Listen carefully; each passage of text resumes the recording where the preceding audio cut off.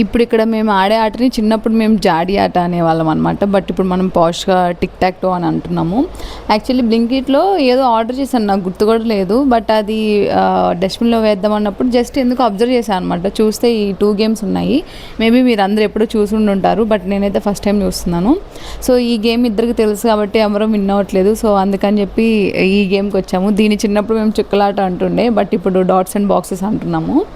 అసలు చిన్నప్పుడు స్కూల్లో ఉంటున్నప్పుడు ఏమైనా బోర్ కొట్టినప్పుడు లేదంటే స్టడీ అవర్స్లో అట్లా కాసేపు ఇట్లా ఫ్రెండ్స్తో ఆడుకుంటుండే.